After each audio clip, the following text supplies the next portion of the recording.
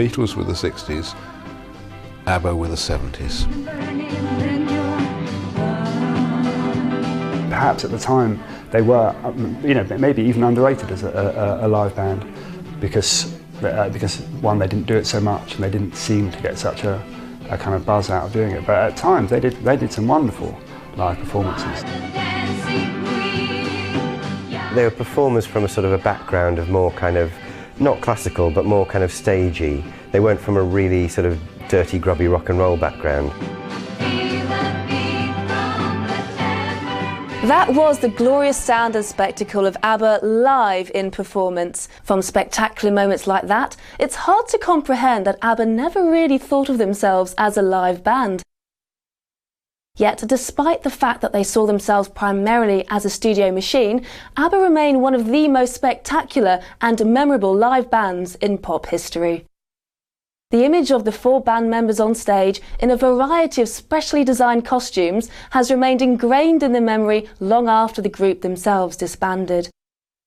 In fact, the image of Abba in performance has become so iconic that they unwittingly started the trend for the legions of tribute bands like Bjorn Again, who earn a living from reproducing Abba's stage show to audiences who never got the chance to see Abba in concert. Abba were less reticent when it came to performing for the television cameras, and we are fortunate that there are a large number of surviving performances which demonstrate just how good the band could be on stage. In this film review, we take a critical look at some of Abba's finest surviving live appearances on TV and explore how they developed from keen and eager pop stars in the mid-70s to the sophisticated, mature performers they became in the early 80s.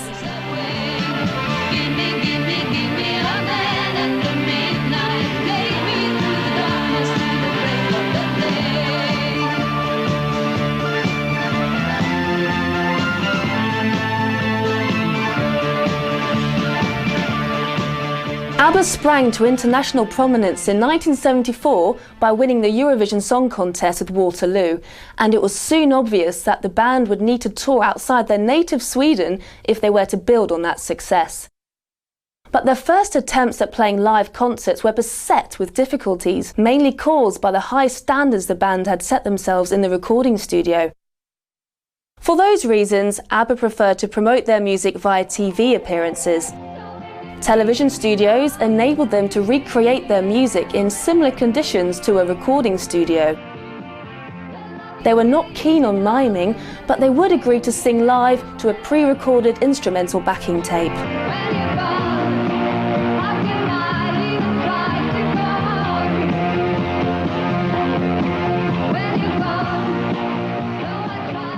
In the studio they had the benefit of multi-tracking and using all kind of devices like vari-speed and stuff, and that was difficult to do live, and that was something that I'm sure that Benny and Bjorn had problems with when they did their concerts, so they had to then bring in backing vocalists and extra guitar players and percussionists and so forth just to get that Abba sound happening. It was a studio created sound. It was something that they'd painstakingly gone about to create, in a sense to recreate something of the kind of Beach Boys sound, the Beatles sound, which was, and particularly in both those cases, the bands became less live bands and more studio bands.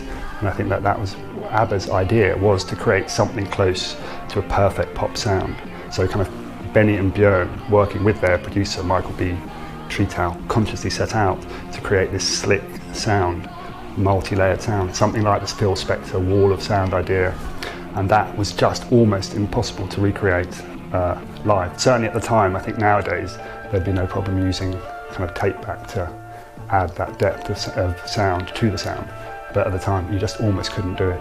I think they were trying to replicate exactly what they'd done in the studio, simply because that was what people would have expected.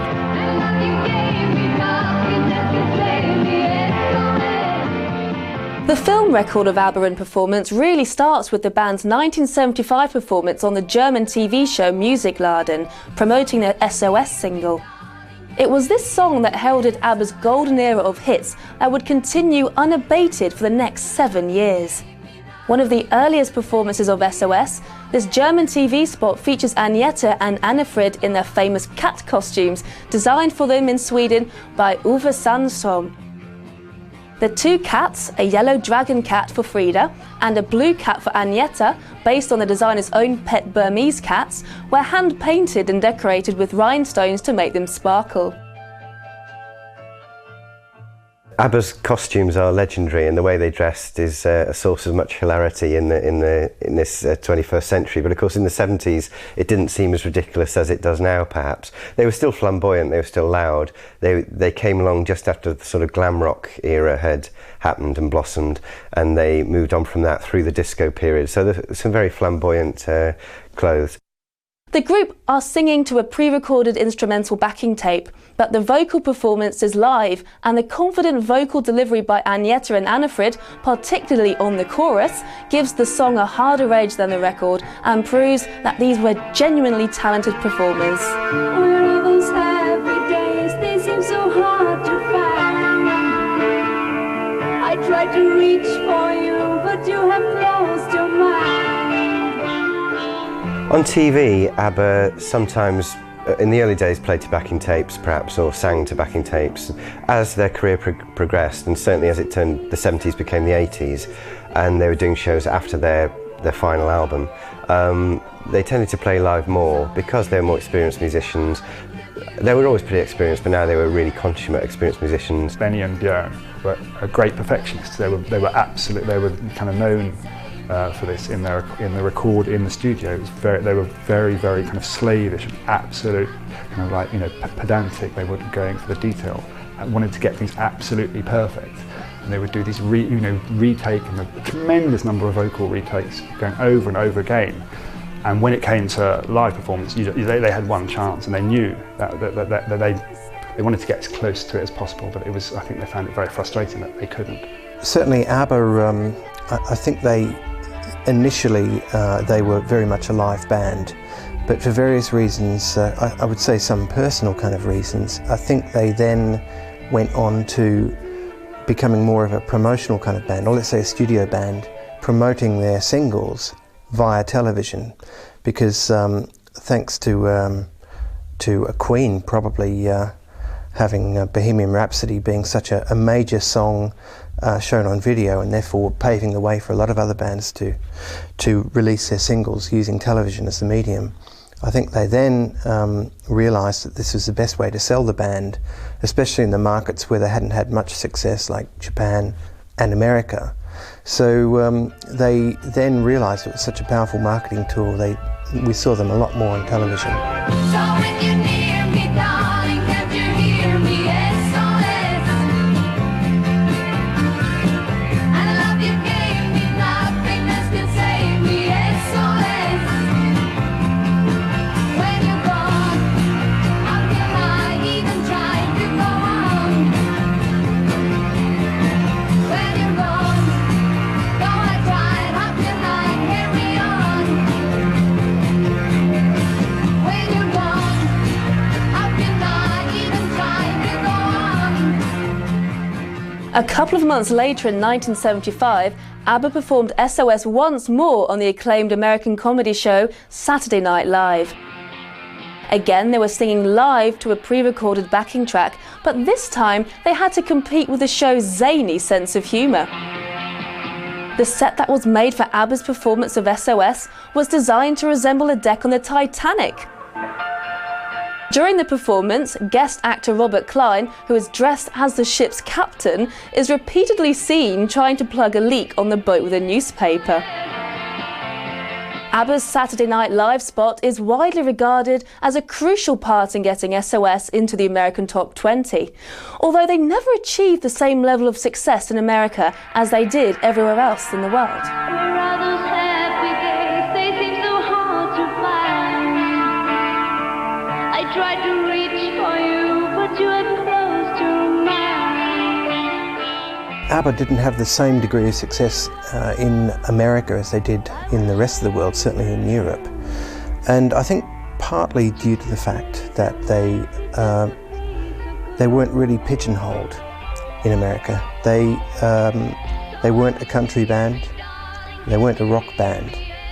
They were something else. They were Europop, which the Americans didn't really understand.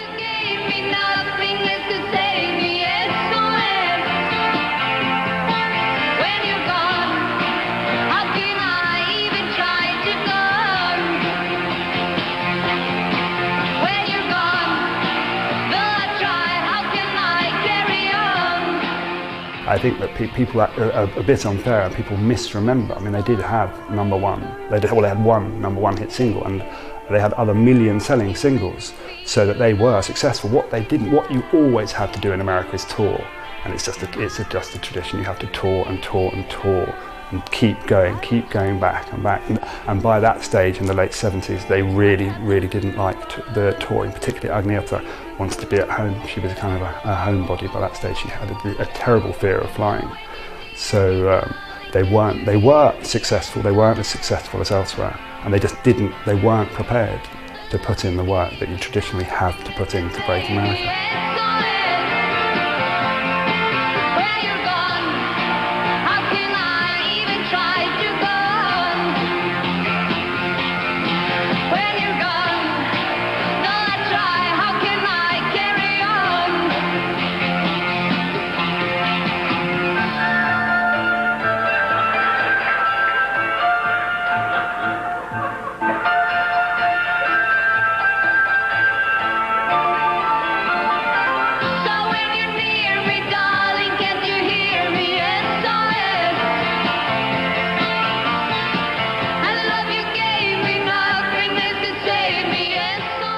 Not surprisingly, Abba were more relaxed on TV back in their native Sweden. In October 1976, they starred in a Swedish TV special called Abba Dabba Doo to coincide with the release of their Arrival album. The Arrival album featured 3 chart-topping hits including Dancing Queen, Knowing Me, Knowing You and Money, Money, Money. But for this TV show, they chose to perform a couple of the album's lesser-known tracks live in the studio.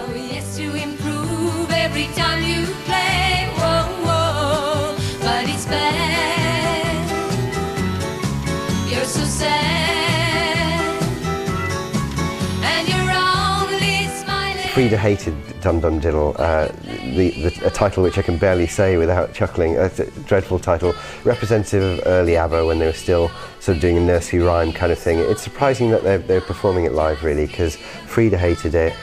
Even Bjorn, who wrote it, admitted that he'd bunged the lyrics together, you know, at the last minute when some lyrics were needed for a tune that they had. So it's surprising that they're doing it live here, because famously none of them really liked it.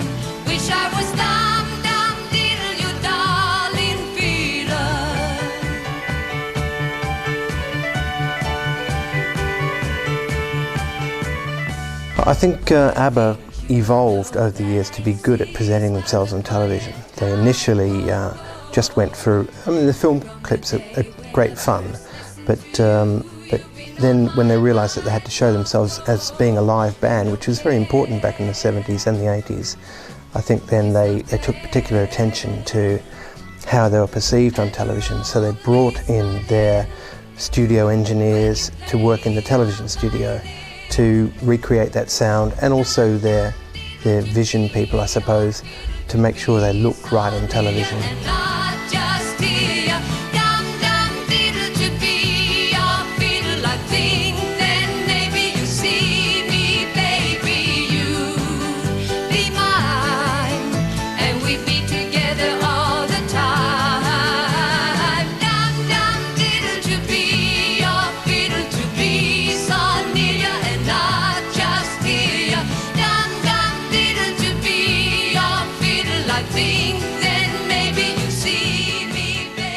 I'm sure they felt that if they had created a hit record, what's the point of trying to change it when you play it live? I think that people would say if they were unable to recreate live what they had done in the studio, that they were less of a proper musical act. And they always managed to do it, I think. The second live song on Abba Dabba Doo featured Bjorn on lead vocals rather than the girls. Why Did It Have to Be Me could be described as a glam rock version of a Fats Domino-styled song, with the girls adding their distinctive sound on the chorus. The band also showcased another of clothes designer Uwe Sandstrom's costumes, this time wearing the elegant silk kimonos that he had designed for them.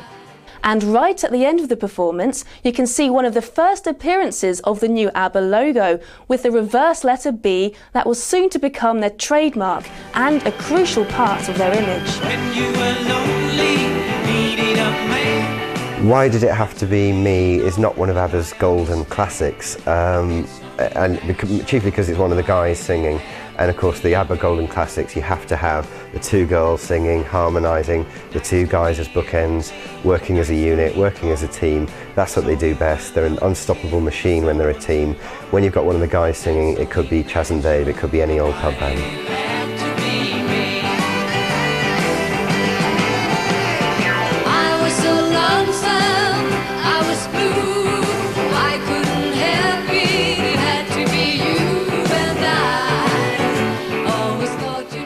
Well, the visual image of ABBA was a big part of their success. Their manager, Stickan Andersson, I think was able to stand back and have a good look at the band and kind of fundamentally understand what the band needed, initially to win Eurovision and then to go on beyond there. And they have such a fantastic, iconic look about them. You've got a dark-haired girl, blonde-haired girl, guy with a beard, guy without a beard. And they all were represented as being of a similar kind of height. If you look at their video clips, they're all even. And so there was a great deal of symmetry about the band as well. And I think that was probably capped off when the logo of the B in ABBA was reversed. So symmetrically it was, 2 and 2 and 4.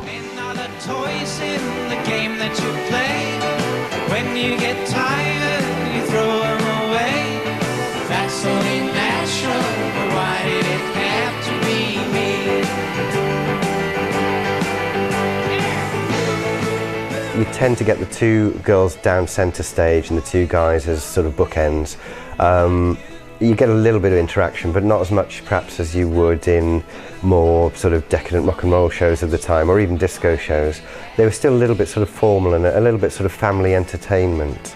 They never kind of got down like perhaps other people of the time were.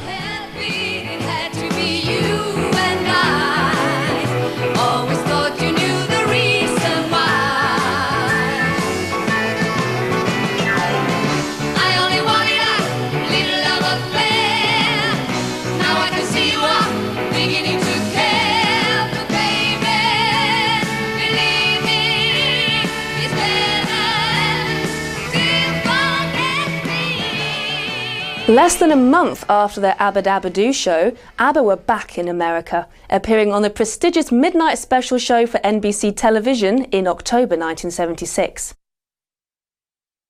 Their first song was Fernando, which had just entered the American charts and would go on to reach number 13, their highest position since Waterloo 3 years earlier. A Swedish band singing a Latin-flavoured song wearing Japanese-style kimonos on an American TV show? What's that all about? You were humming to yourself and softly strummed your guitar. I could hear the distant drums and sounds of bugle calls were coming from afar. There is a thing that ABBA will they would toss anything into the mix. I think that they loved all styles of music. They were not afraid to make themselves look ridiculous in public if it would get them some attention. They adopted all kinds of musical styles. I think there was part of that was that they were genuinely interested in all kinds of music, and I think they were very pragmatic in selling themselves. They were something. They were an internationalist group. If you look at all their credits over the years, there's so many kind of Latin touches. There's French. And they did that. They were very pragmatic. Their manager, Stig Andersson, was working with Bjorn. They were very ambitious, so they wouldn't miss a trick in selling anything. So yeah, fusion, international fusion. There's no regret. If I had to do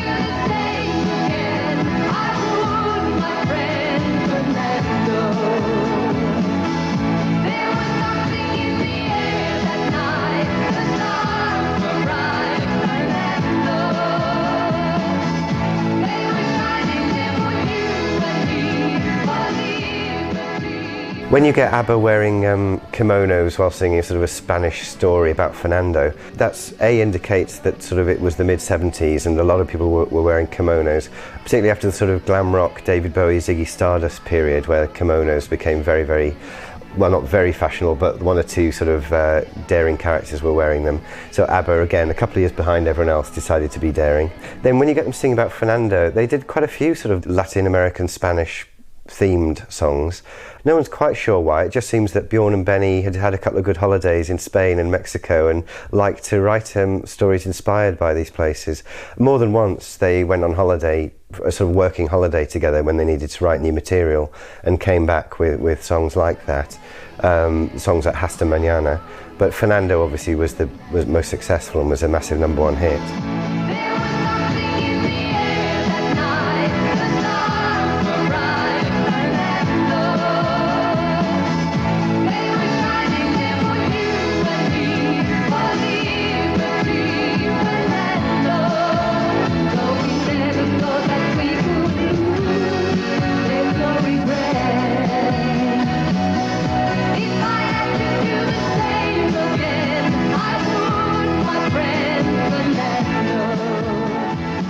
Abba returned to America a year and a half later to appear as special guests on Olivia Newton-John's TV show Olivia in May 1978.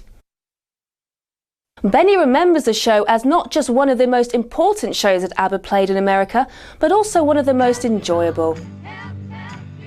Not only did they get a chance to put their music across to some 30 to 40 million viewers, but those viewers got a chance to see the intimate side of Abba.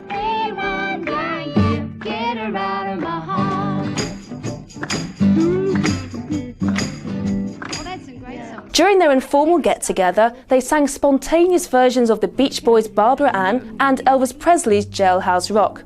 And Annifrid even sang a short burst of classical opera. Ba ba ba ba Barbara Ann, ba ba ba ba Barbara Ann, ba ba ba ba Barbara Ann, ba ba ba ba.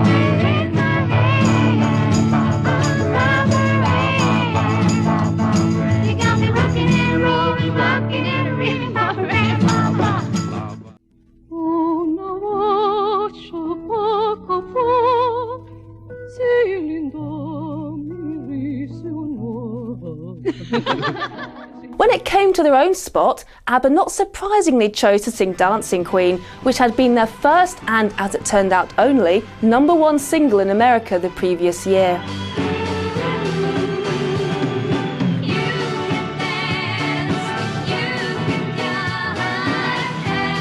By now, Abba were a consummate live act, having undertaken a world tour during 1977 that would result in the film Abba the Movie.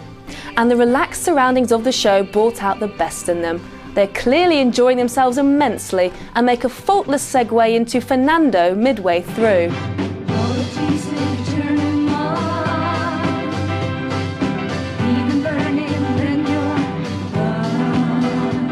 I don't think any of them particularly relished the idea of touring. By the time they'd hit it big, they'd all been in the music business for 10 years, so I think they'd kind of done it already. And they knew that it was a very pragmatic approach. They didn't hate it, they loved music, but I think that it was always a kind of pragmatic idea that you tour, you do it in order to, get big, which is absolutely what they wanted to do.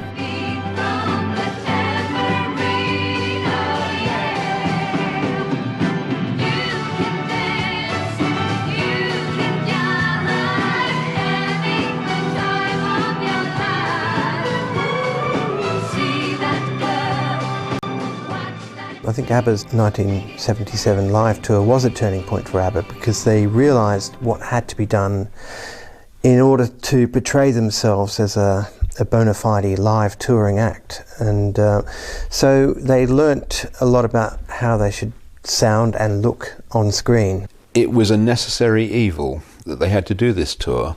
They had to prove, as has been said, that they could do it live. And I think it was hard work for them because, once again, leaving young children and that kind of thing.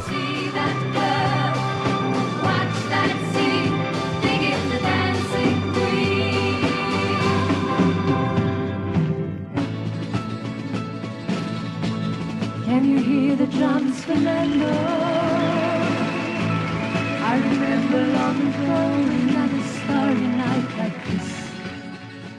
They made a big effort to get close to the studio sound, so they got the best equipment they did. It was a slog for Abba. It was a big tour, took in a lot of countries, and I think they pushed themselves, and they did as that was as good as they were going to get. I think pretty much. 79 they were good too, but it improved them. They were technically better by the end. They were shining there for you and me, for liberty, Fernando. Oh, we never thought that we could lose. There's no regret. If I had to do the same again, I would, my friend Fernando. Yes, if I had to do the same again, I would, my friend Fernando. ABBA's other performance on Olivia's show was Take a Chance on Me. The song was released in America to coincide with a TV show and subsequently rose to number 3, giving ABBA their biggest US hit since Dancing Queen. Take a chance on me. If you need me, let me know. Gonna be around. If you got no place to go when you're feeling down. I think Take a Chance on Me is one of several excellent pieces where the backing vocals are, or the counterpoint vocals are an important part of the success of the record. Bjorn wrote Take a Chance when he was jogging one day. The rhythm of him running along the footpath gave him that rhythm of take a chance, take a chance, take a chance. And so then that inspired him to use that, the vocal part of that song, as a kind of a rhythmic instrument, really. So you hear that in 3 parts of the song. They reintroduce that part later on and towards the end of the song as well. So it gives it an interesting kind of feel. It's a different approach to songwriting to use a vocal as a rhythmic instrument.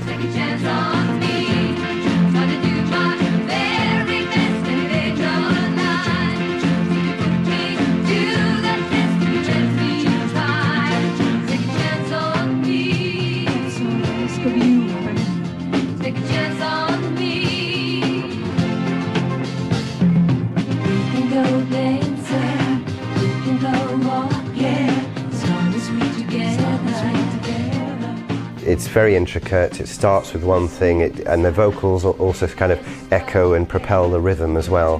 Benny and Bjorn have thought about the rhythm, thought how can we accentuate this with the vocal technique, and it's very, very cleverly done. It's a little bit music hall, but it has so much energy that it pumps along brilliantly anyway, and it's a very hard song not to love.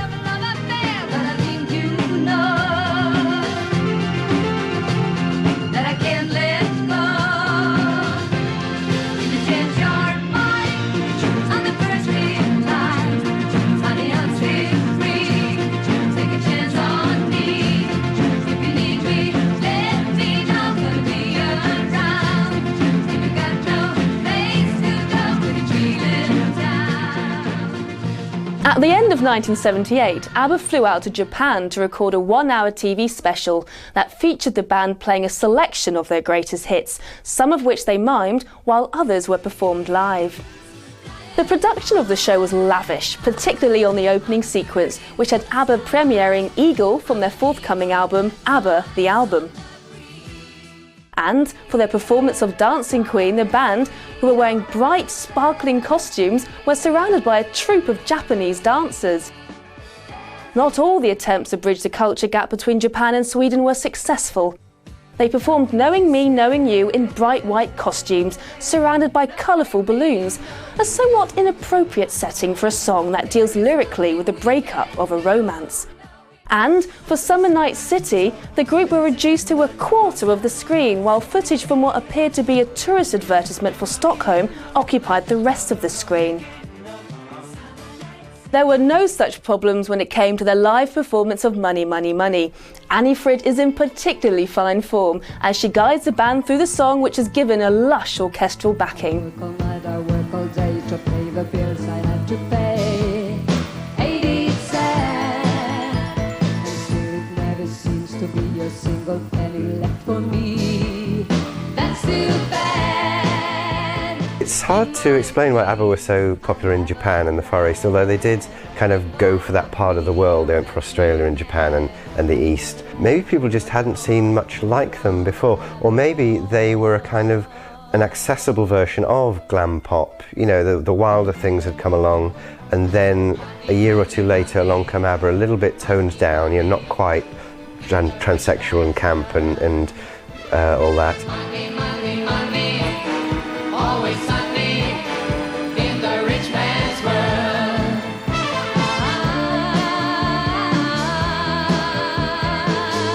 All the things I could do if I had a little money.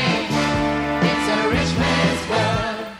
I think that without kind of going too heavily into cultural stereotypes, but I think that there's something about the kind of clean image that ABBA projected, which went down very well in Japan, and I think the kind of clean, the idea of their clean sound was big. Like that is hard to find, I can't get him off my mind. Ain't it sad? If he happens to be free, I bet he wouldn't fancy me. That's too bad. So I must leave. I have to go to Las Vegas or Monaco. And we don't want to leave the game. My life will never be the same.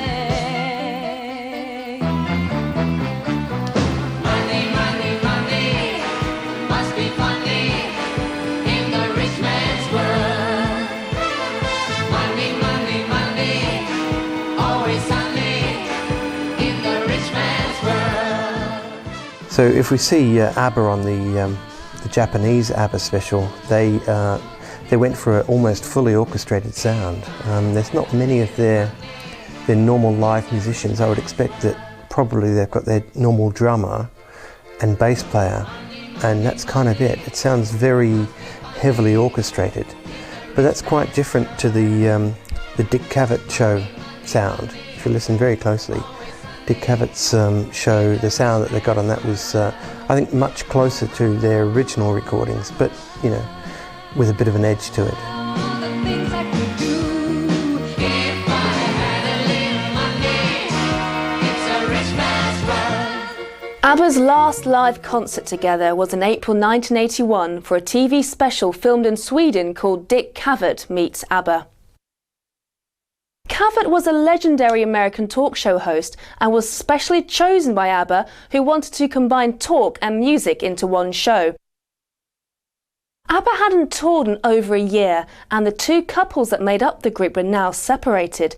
But the interview was relaxed. In fact, it was more of a conversation than an interview, which was just what the band had been hoping for. As the interview drew to a close, the curtains behind them opened to reveal the band striking up the charming riff that heralds Gimme Gimme Gimme, the hit that had set dance floors buzzing around the world in late 1979. With Agneta taking the lead vocals, the pulsating bass and drums, the driving guitars and harsh-sounding voices on the chorus make the song rock even harder than the record.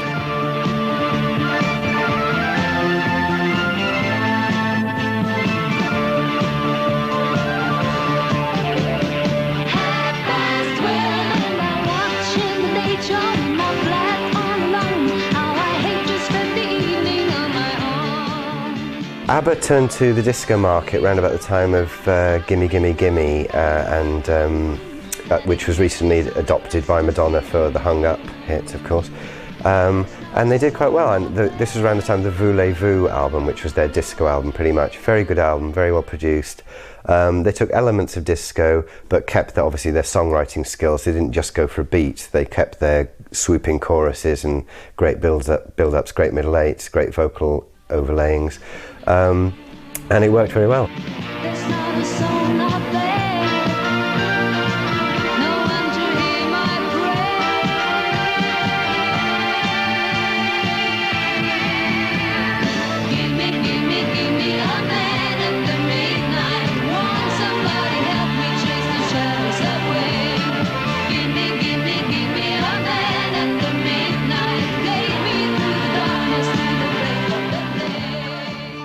Abba once said, after a review in a music paper accused them of being a disco act, that was the way, it was the soundtrack for that period, which was the second half of the 70s. And I suppose in many ways there's a truth in that. I don't know that they aimed at making a disco record, but that was the trend. They liked the idea of disco, they liked the sound, they liked the Giorgio Moroder sound, and they tried to recreate it. The first time, their big disco thing was almost by chance when they set about writing Dancing Queen. It was a song about someone who liked dancing, and it was almost by chance that they realised they'd written a great and kind of an enduring classic, camp, gay, kitsch, iconic disco song. Once they'd written that, then that inspired them. The song comes to a stirring climactic finish, but even as the last chord fades away, Agneta and Annifrid have switched seamlessly into the opening a cappella harmonies of Super Trooper, the band's most recent hit from the end of 1980. This time, Annifrid takes the lead vocals above the song's dazzling array of counter melodies and harmonies and brings an added impetus to the song.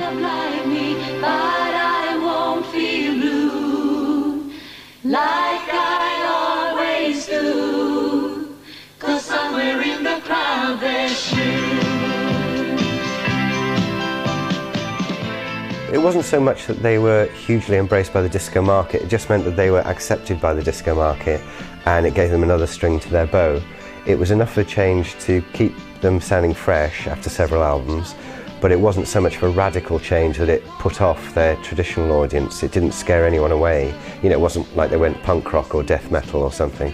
They were still ABBA, but they had disco rhythms as opposed to kind of musical, you know, oompa rhythms, which they sometimes been guilty of in their early days.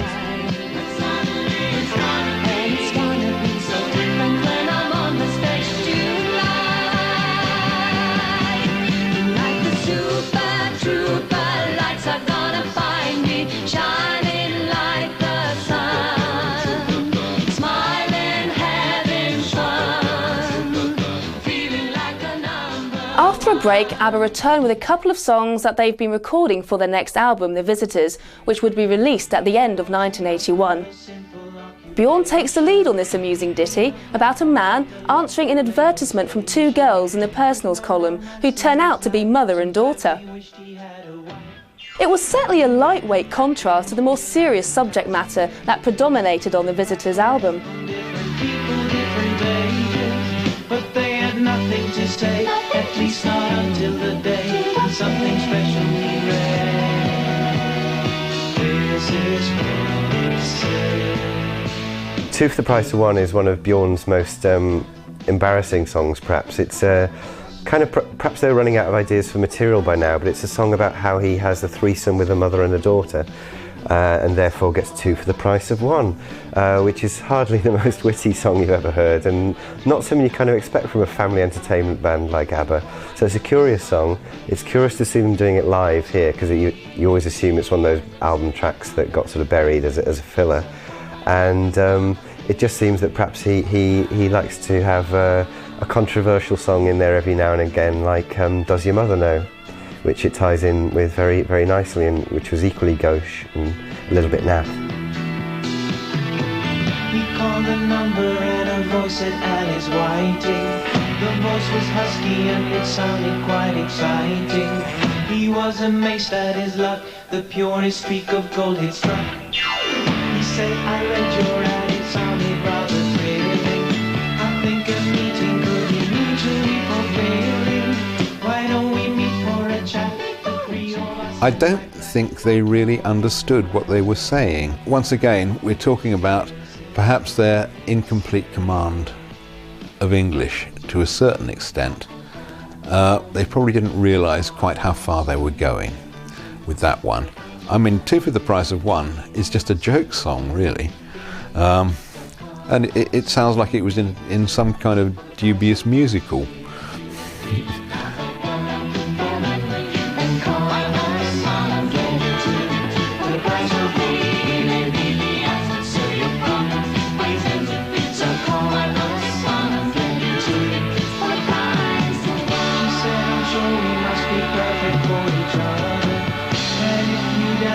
but you'll be certain when you meet my mother. The second song from the as yet unreleased album The Visitors features Agneta singing her ex-husband Bjorn's lyrics about their daughter growing up and going to school.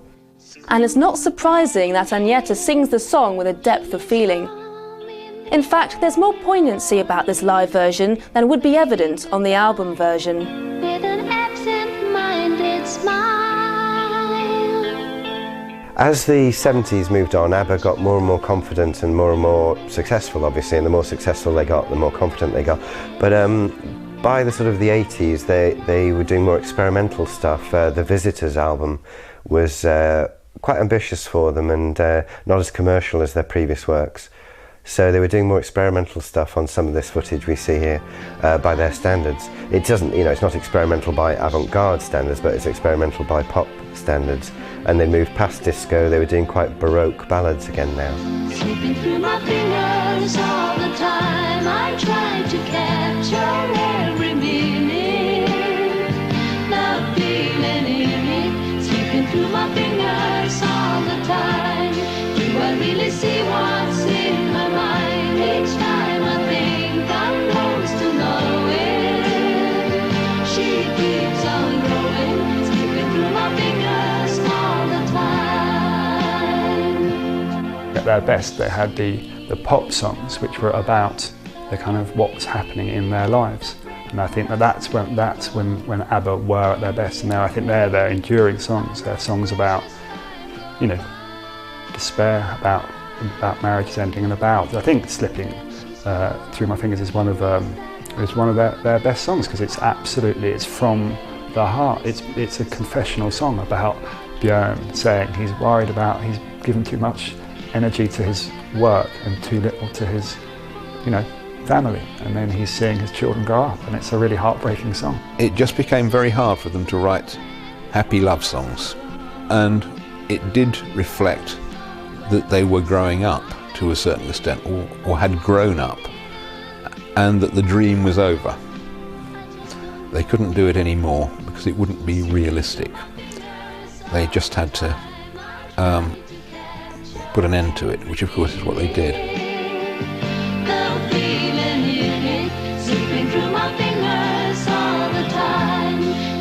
Really see what's in her mind. Each time I think I'm close to knowing. She keeps on growing, slipping through my fingers. Anna Frid is back in the spotlight for Me and I, an underrated ABBA song from the Super Trooper album about wrestling with your conscience. It features some smart lyrics, and the simple rock treatment the song is given by the band works better than the elaborately arranged album version.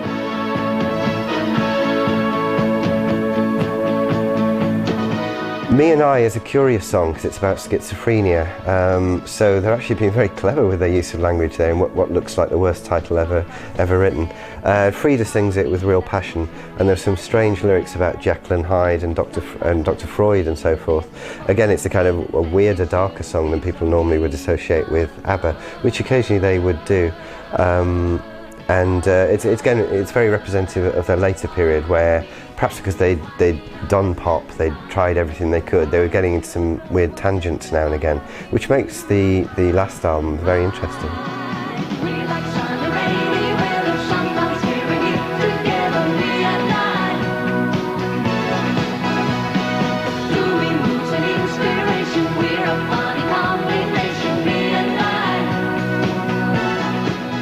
It was pretty easy to tell from ABBA's lyrics that they weren't from England.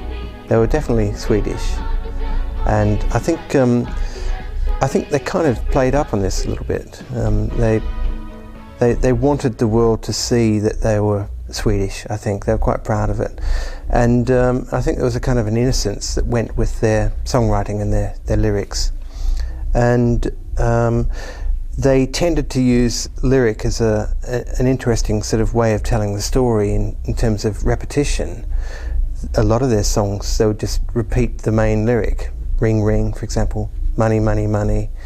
And that worked very well for them. But I think certainly the way they phrased the songs as well, and their enunciation kind of gave it away. You just knew that they weren't from England, that it was certainly a European kind of sound.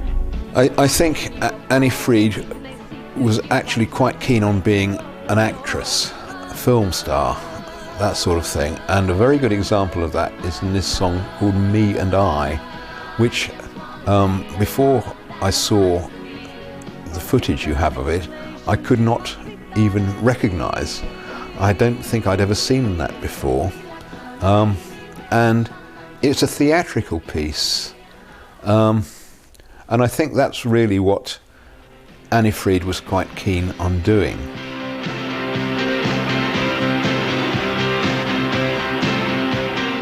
On and On proves that ABBA can rock with the best of them.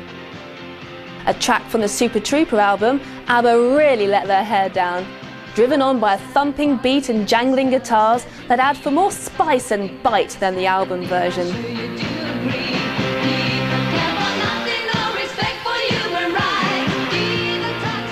On and On is one of their most relatively most rocking tracks on these performances. They do get down and get on it a little bit with this one. It was one of the later songs, obviously, from one of the later albums, and it does have more vim and vigour, perhaps, than their more precise and polite ballads. It still wouldn't get on the bill at Donington. It's not a monster of rock track by any stretch of the imagination, but at least they're kind of getting a few feet tapping and working it a bit.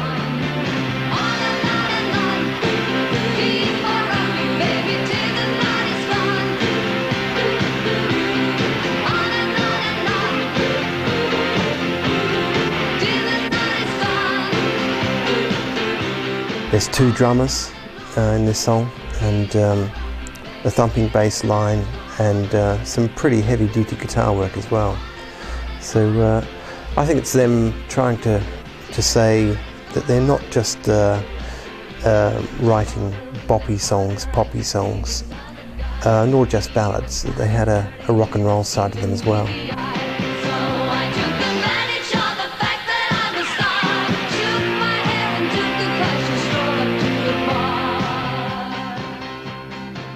It's time for a classic ABBA hit, and they don't get much more classic than Knowing Me, Knowing You.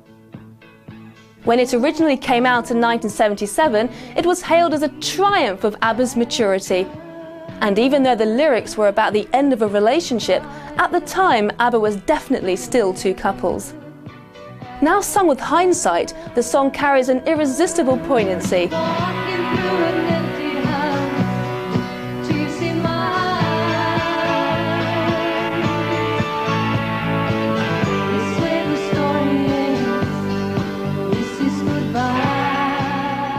Certainly Knowing Me, Knowing You is one of their finest songs ever, if not their finest. And songs like that, and Slipping Through My Fingers, where they're perhaps being more candid, the lyrics are more candid about their own interrelationships, are very beautiful songs, and it's what ABBA do best. Certainly more convincing than things like Does Your Mother Know and Two for the Price of One, where they just look a bit awkward and embarrassing. Knowing Me, Knowing You is perhaps might stand up as their greatest song of all. When Knowing Me, Knowing You was released, and he was asked, Bjorn was asked, is this a kind of an autobiographical song? And he just said, no, it's just an image that he had of someone walking through a house once a relationship was over, and it just struck him. And then years later, 23 years later, he was asked the same question, and then then he said, actually, it was a song about the breakup of his marriage. But neither of those answers was very accurate, because in fact, he wrote it 3 years before his marriage did break up. But it's odd that he did come to accept that he was writing confessional, autobiographical songs, and they were, I think, ABBA at their best when there was a kind of a real honesty and a depth to, that underpinned very, very good pop music. Knowing me, knowing you, there is nothing we can do. Knowing me, knowing you, we just have to face it this time and we're through. Breaking up is never easy, I know, but I have to go. Knowing me, knowing you.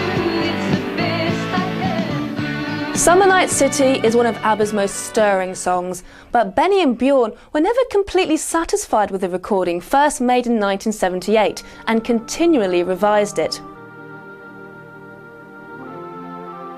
This live version restores the slow piano and vocal-led introduction that was originally edited out. The contrast between the pensive opening and the driving disco beat that propels the rest of the song adds some vivid dynamics and gives it a real lift.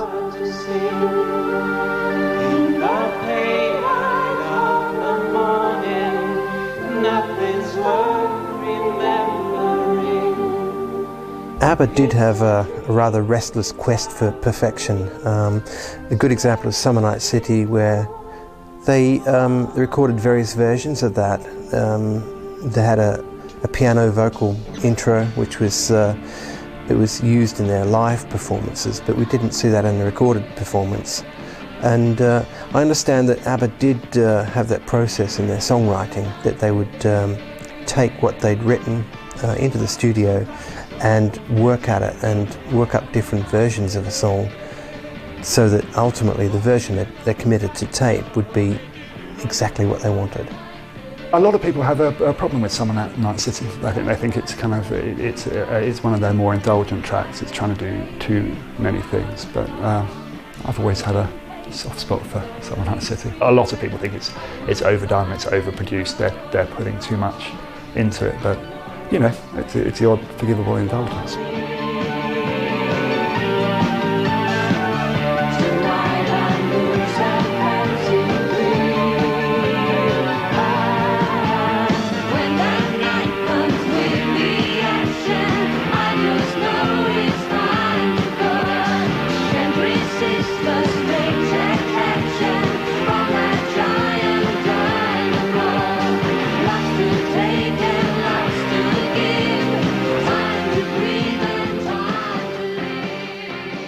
What better way to finish ABBA in performance than with Thank You for the Music? Even though the song scarcely qualifies as one of ABBA's greatest hits, it has come to be regarded as something of a signature tune for them. Probably heard it before. ABBA, Thank You for the Music. But I have a talent, a wonderful thing, 'cause everyone listens when I start to sing. I'm so grateful and proud. All I want is to sing it out loud. Thank You for the Music is generally thought of as a sort of an anthem, a theme. People think of that, they think of ABBA. If you're making a film or a book about ABBA, you tend to call it Thank You for the Music. And it's been covered many times. It's very easy sort of sing-along, the kind of thing Westlife or soap stars would do on a TV show. As to whether it's their best song, no, not by a long chalk, I'd say. It's a little bit corny. It's a lot corny, actually. It's a little bit saccharine. It's dripping with syrup. And it doesn't have any sort of beat or pop sexiness, which their better tracks do, such as Know Me, Knowing You or Dancing Queen. And I've often wondered, how did it all start? Who found that nothing can capture a heart like a melody can? Well, whoever it was, I'm a fan. So I say thank you for the music, the songs I'm singing. Thanks for all the joy they're bringing. Who can live without it? I ask in all honesty. What would life be without a song? Unless what are we? So I say thank you for the music, for giving it to me. The chorus is such a perfect chorus that everybody must know that song and associate it with ABBA. And I suppose they are actually saying, we are grateful that we have been given this talent, and this is our way of proclaiming it to the world. It's a fabulous song.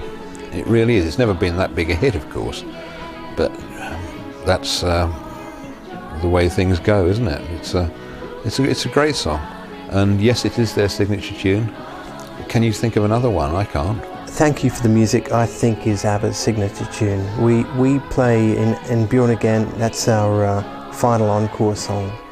And I think it kind of sums it up, really, for ABBA. Thank you for the music.